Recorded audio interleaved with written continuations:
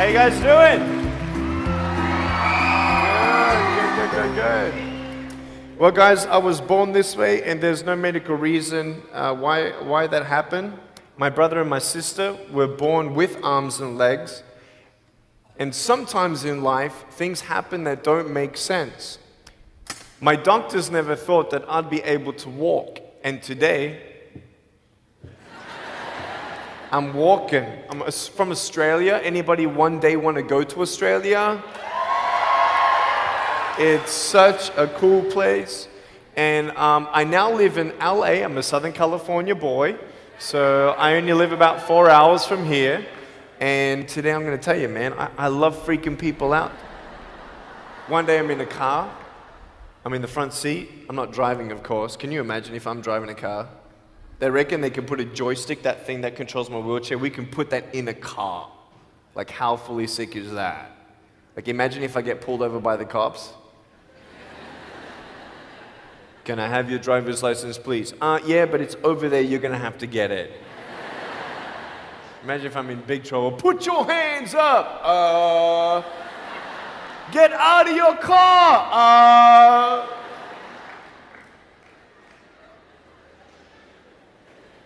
So I'm in the front passenger seat, we're at the traffic lights, and this car comes up next to us, and this girl's looking at me. And I'm looking at her, she's looking at me, I'm looking at her, she's looking at me, I'm looking at her.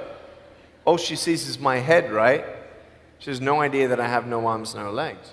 So I'm thinking, cool. I'm gonna freak you out. So I get the seatbelt in my mouth, and I loosen it like this, so then I can freely move. And she's looking at me like, why are you eating your seatbelt? So I pull it, the belt is loose, I can move. Now she's looking at me, full 100% attention and focus. Now just imagine all you see is my head, all right? You might want to put up your hand up to your face to cut off the rest of my body, all right? So you can really see the effect. So just, that's it, exactly. Here we go, ready? I just did this.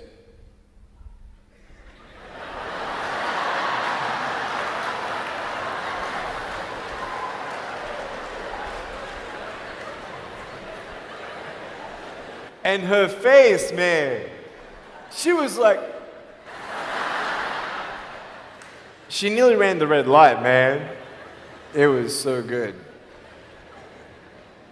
My parents always said, Nick, you don't know what you can achieve until you try it. And the doctors looked at me and said, he's not going to walk, he's not going to go to school, he's not going to do anything in his life. And then my parents, they just loved me like crazy and said, you got to try. Try this, try that, try this, try that. And I'm thinking sometimes like, Mom and Dad, you're crazy, man. I have no arms, no legs. How would I ever be able to do this or do that? But they encouraged me and they loved me. And as human beings, we're waiting for stuff like that. We all want love. Everybody say, love. Very good. We all want love. And, you know, I went to school and I wanted to be cool, you know. You go to school and you want to be accepted, you know. And so you see these guys and you're like, oh, man, you know. Everyone swears like every third sentence, F this and F that and F and this and F. Like what? Like they think they're cool, you know? And so I'm thinking, man, maybe I need to be like them to be cool. And then you compare each other with how we look and I wish I was smarter, I wish I was taller, I wish I was shorter, I wish I was more popular, I wish I did this, I wish I didn't have that. I wish my life was different. That was me when I was about 8 years old. I looked at myself and I looked at everybody else and everyone else had more than me. And I'm asking, why? Why me? Have you ever asked the why me questions, but get nowhere? If I had no answers from the doctors and if I had no answers from my parents, I still have a choice every day in my life to keep going or give up. You see this book up here? This is my favorite book in the whole wide world. This is my favorite book, the Bible. And here I am.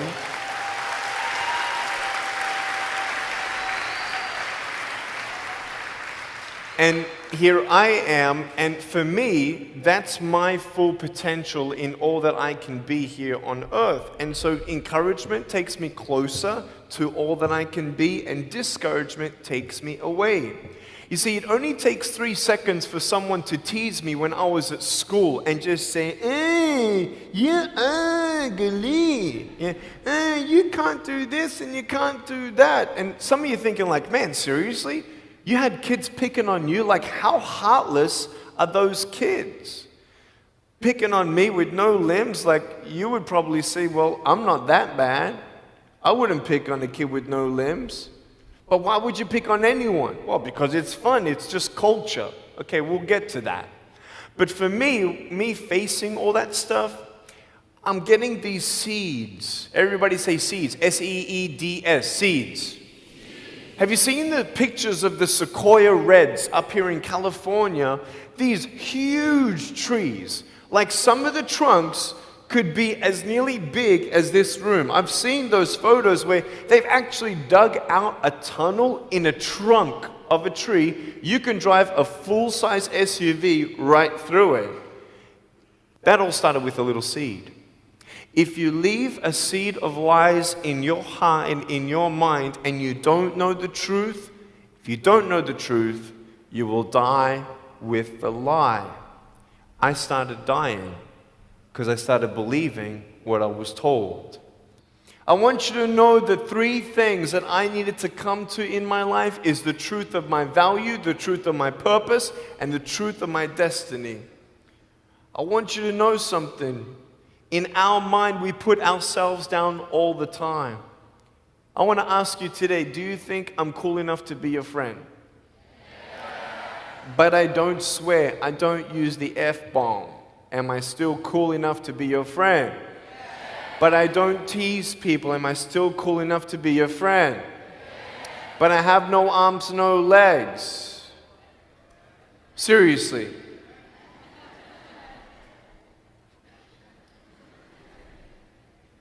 You would be my friend even though I have no arms, no legs. So you're telling me it actually doesn't matter, right?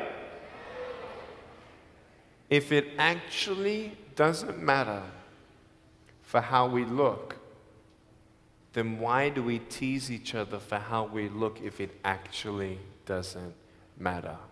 Why is it that we look ourselves in the mirror and we see ourselves, well, we're having fun. Oh yeah, man, we're just part of culture, man.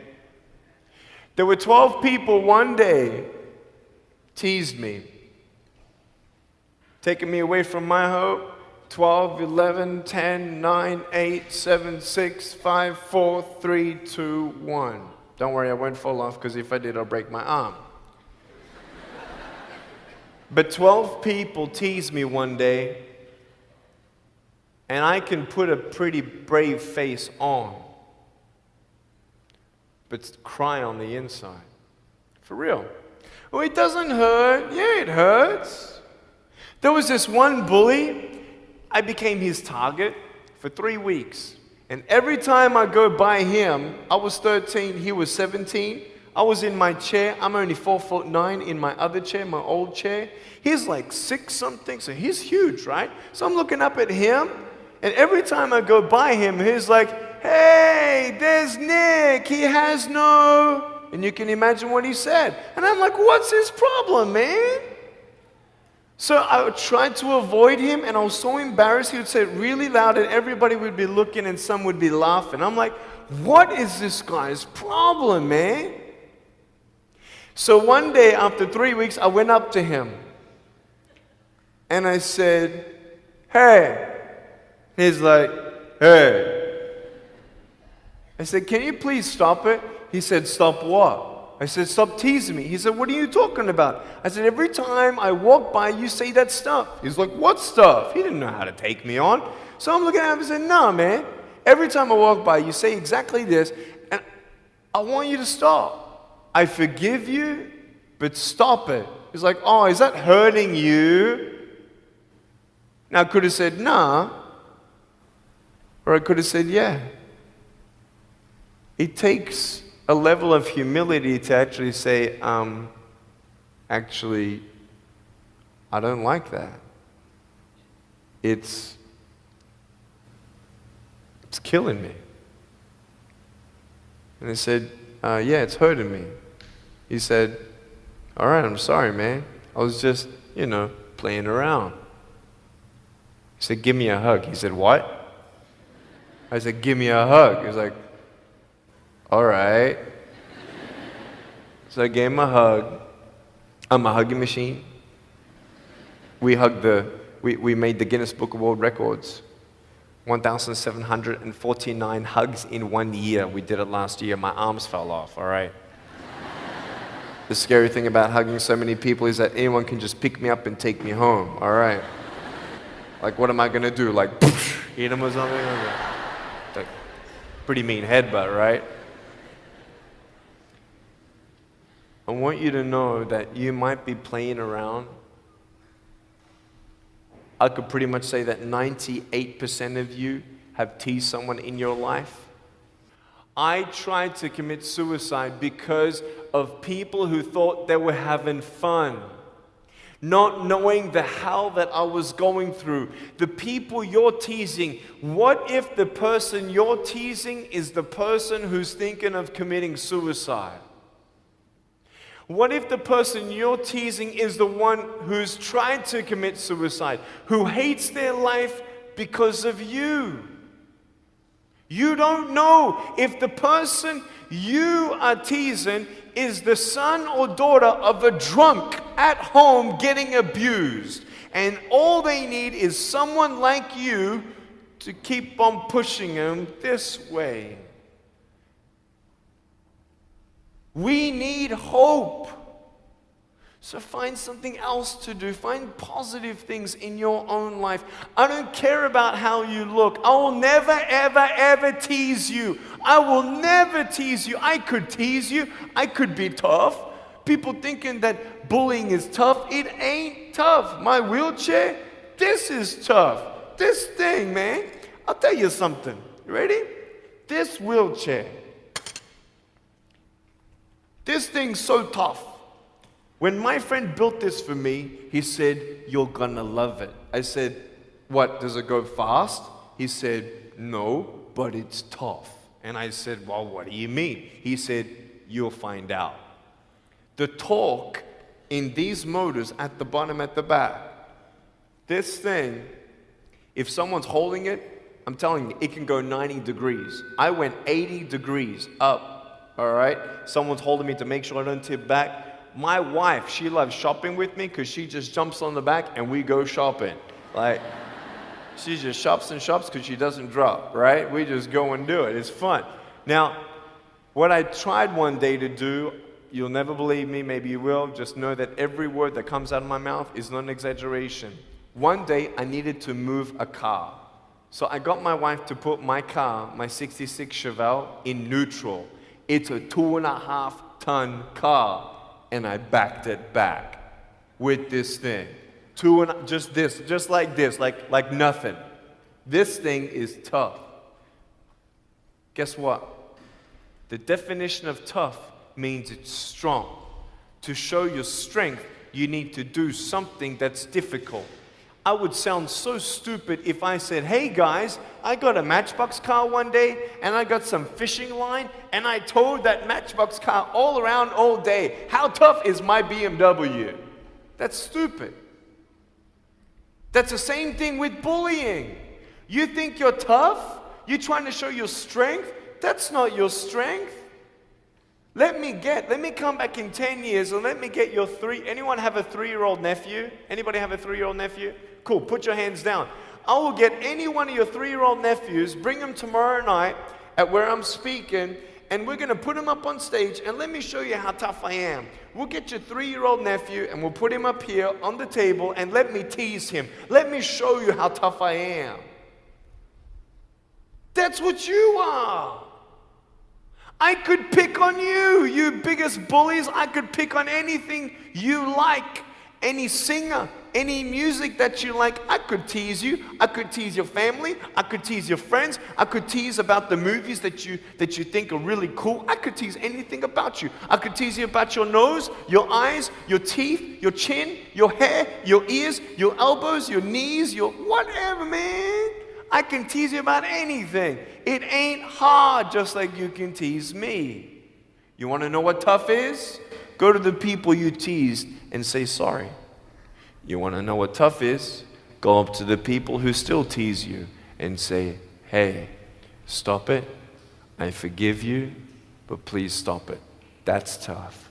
I want you to know something, the truth of who you are. I don't care what job you get. I don't care. I don't care how smart you are, everyone. I don't care. I don't care. I love you and I believe in you. I don't care if you end up being a janitor in this school. I'll tell you why. Because the janitor in my high school inspired me to be a speaker. He changed my life. He said, you should be a speaker. You know what I said? You're crazy. He said, no, really, you need to be a speaker. I said, stop it, man. 4 months later, he twisted my arm, and I said, yes. I spoke in front of 10 people, then another 10, then another 10, then I found myself in front of 300 sophomore students. And 3 minutes into my speech, half the girls were crying, and one girl in the middle of the room started weeping, and she put up her hand and she said, I'm so sorry, can I come up there and give you a hug? And in front of everybody, she came up and she hugged me and she cried on my shoulder and she whispered in this ear, thank you, thank you, thank you. No one's ever told me that they love me. No one's ever told me that I'm beautiful the way that I am. It was because my parents told me that I was beautiful that I'm still here. Some of you don't have those parents, and that's why I'm here. I love you, and you're beautiful just the way you are. Never, ever give up.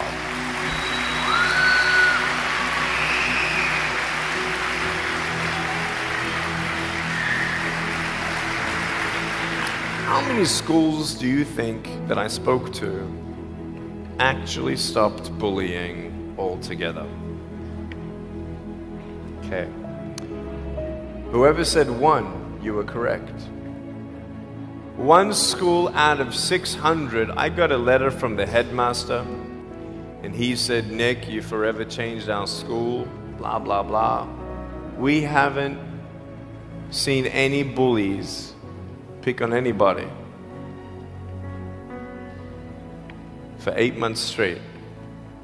We don't know what happened, but in the best words that I can describe, there's just a new thought in the air that it just ain't cool anymore. It just ain't cool. I want to ask you, what are you going to do? Are you going to continue on at the risk of knowing that in each section, this section right here, 5 people already trying to commit suicide? That section there, 5 people. When you extrapolate it out, what if the person you're teasing is one of those, and you have no idea? Would you find something else to do? So, the change is up to you. If you want to see more love in your school, be love. If 50% of the school come together and say, you know what, it just ain't cool anymore, the people who think it's still cool, every time they look down upon you, I want you to imagine my face looking at you. Because I'm telling you, everyone you're teasing is my brother and my sister. And you're my brother and you're my sister. And I'm asking you to stop. Love yourself a bit more. And love each other a lot more.